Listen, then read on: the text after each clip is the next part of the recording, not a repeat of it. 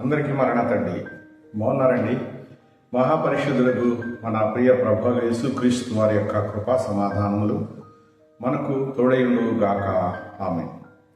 ప్రియమైన స్నేహితులారా, సర్వోన్నతులైనటువంటి ప్రభు కృప వల్ల మనము నూతనమైనటువంటి ఆశీర్వాదాలతో నింపబడుతూ ఆయన కొరకు సాక్షులుగా నిలబడేటటువంటి దీవెన దేవుడు మనకు అనుగ్రహించినందుకు మనం ఆయనకు రుణపడి ఉన్నాము.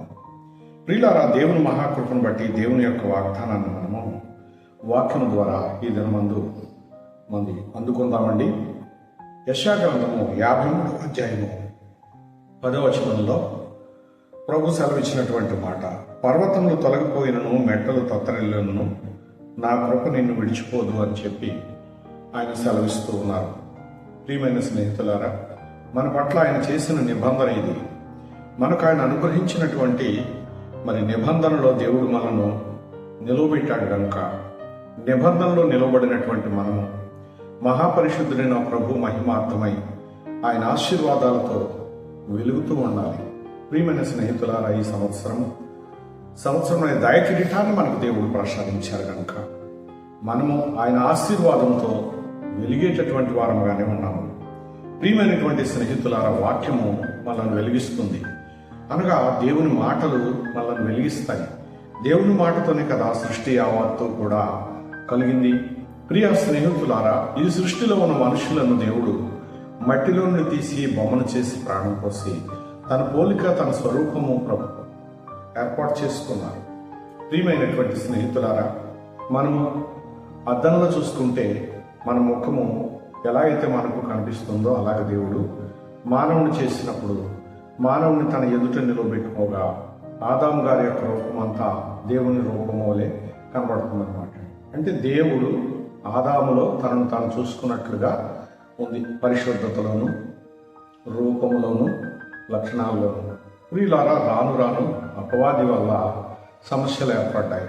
ప్రియులారా, ఈ సమస్యల నుండి మానవులను రక్షించేటటువంటి రక్షకుడు ఈ లోకానికి వస్తానని సెలవిచ్చినటువంటి ఆ మహారక్షకుడు శరీరధారిగా రాకమునిపై చేసినటువంటి వాగ్దానాలు, తను ఏర్పాటు చేసుకున్న బిడ్డల కొరకు చేసిన వాగ్దానాలు, పర్వతములు తొలగిపోయినను మెట్టలు తత్తరిల్లును, నా కృప మాత్రం విడిచిపెట్టదు మిమ్మల్ని అని చెప్పి దేవుడు సెలవిస్తున్నాడు. దేవుని కృప చాలా గొప్పది. అది గొప్ప అనురాగము, ఆప్యాయతతో కూడినటువంటిది.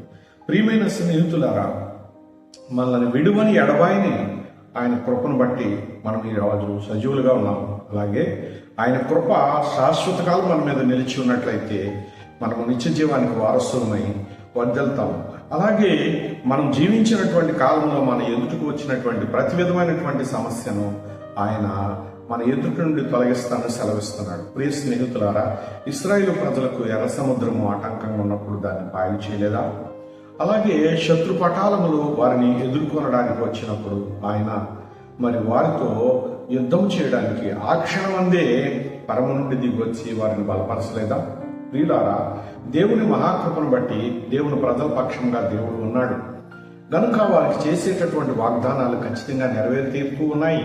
ప్రియమైన స్నేహితులారా, చరిత్రలో ఈ సంగతులు ఎన్నో ఉన్నాయి. అలాగే పరిశుద్ధ లేఖనంలో కూడా మనం చూస్తూ ఉన్నాము. అదేవిధంగా ఈ నూతన సంవత్సరం అంతట్లోనూ కూడా సర్వాధికారి అయిన ప్రభు యొక్క మహత్తరమైనటువంటి కృప, దీవెన, ఆదరణ, ఆశీర్వాదము మనకు తోడై ఉండి మనల్ని ఫలింపు చేయడానికి వాగ్దానకర్త అయిన ప్రభు మనతోనే ఉన్నారు.